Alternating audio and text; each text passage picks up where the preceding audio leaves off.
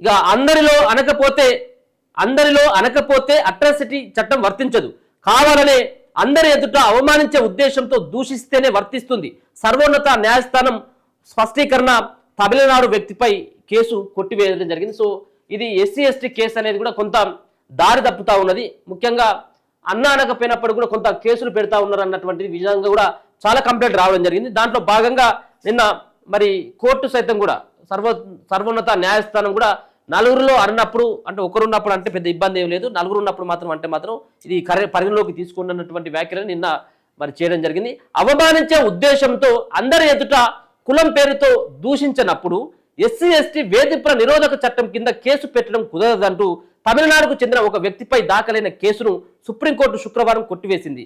ఆ చట్టంలోని section 3(1)R, section 3(1)S ప్రకారం ఎస్సీ ఎస్టీ వర్గాలకు చెందిన వ్యక్తులను అవమానించడమే లక్ష్యంగా అందరి ముందు కావాలని దూషిస్తేనే దాన్ని బహిరంగంగా జరిగిన ఘటనగా భావించాలని, 4 గోడల మధ్య ఒక కార్యాలయంలో జరిగిన ఘటనను ఆ సెక్షన్ల కింద నేరంగా పరిగణించలేమని justice B R Gavai, justice Augustine మాయిస్తో కూడిన ధర్మాసనం స్పష్టం చేసింది.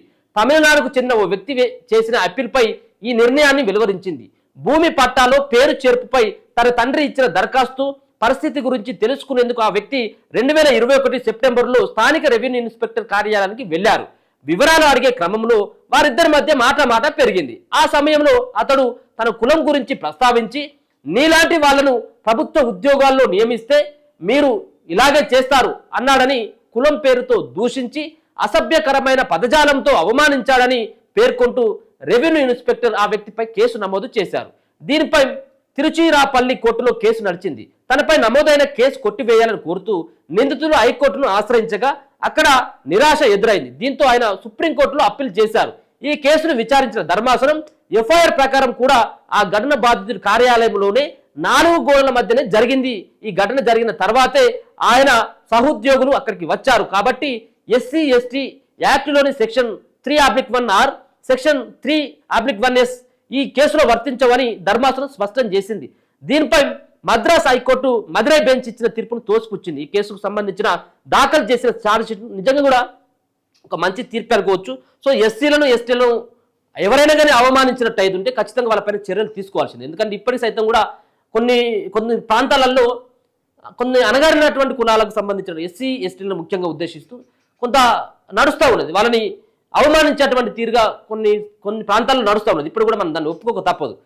కానీ కొంత ఇప్పుడు చాలామంది ఏమని చేస్తూ ఉన్నారంటే అనకపోయినప్పుడు కూడా అన్నటువంటి కేసులు పెడతా ఉన్నారు, ఎస్సీ ఎస్టీ కేసు. దానివల్ల ఏమవుతుంది, దీనికి ఏదైతే ఒక చట్టం తీసుకురావడం జరిగిందో ఎస్సీ ఎస్టీ చట్టాన్ని, ఇది నీరుగారిపోతూ ఉన్నది. అంటే అనవసరమైనటువంటి వాటికి కూడా కావాలన్నటువంటి ఒక దురుద్దేశంతో కక్ష సాధింపులో భాగంగా సైతం కూడా ఇటువంటి కేసులు పెట్టడం ద్వారా అమాయకులు బలైపోతా ఉన్నారు. నేను చూసినటువంటి కేసులో నేను కొన్ని కేసులలో ఒక వ్యక్తి పైన ఒక కేసులో 20 మందికి కేసు అయితే ఇద్దరేమో సూరత్లో ఉంటారు, గుజరాత్కి సంబంధించినటువంటి స్టేట్లో అక్కడ ఉంటారు. ఓ 3-4 హైదరాబాద్లో ఉంటారు. 2 సంవత్సరాలు అవుతుంది ఆయన సూరత్ నుంచి ఇక్కడ ఈ సంబంధించినటువంటి గ్రామానికి రాక. సూరత్లో ఉన్నటువంటి ఇద్దరి పైన కేసు అవుతుంది, ఎస్సీ ఎస్టీ కేసు. ఒక అతను పెడతాడు, ఎస్సీ ఎస్టీ కేసు పెడితే ఆ సంబంధించినటువంటి వ్యక్తుల పైన కూడా కేసు అయింది.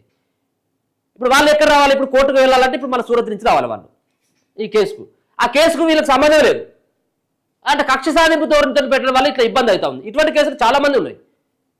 వాళ్ళకి సంబంధం లేనటువంటి వ్యక్తుల పేర్లు కూడా తీసుకొచ్చి అలా పెట్టడం ద్వారా కేసు నీరుగారిపోతూ ఉంది. కాబట్టి దీంట్లో ఈ రకమైనటువంటి సవరణలను నిన్న సర్వోన్నత న్యాయస్థానం దీనిపైన ఒక క్లారిటీ ఇవ్వడం జరిగింది. ఒక మంచి పరిణామం. అంటే ఒకవేళ కనుక నిజంగా 4 మధ్యలో కనుక ఎస్సీ ఎస్టీలను ఉద్దేశిస్తూ కనుక తిట్టినట్లయితే ఖచ్చితంగా వాళ్ళ పైన కేసులు కావాల్సింది.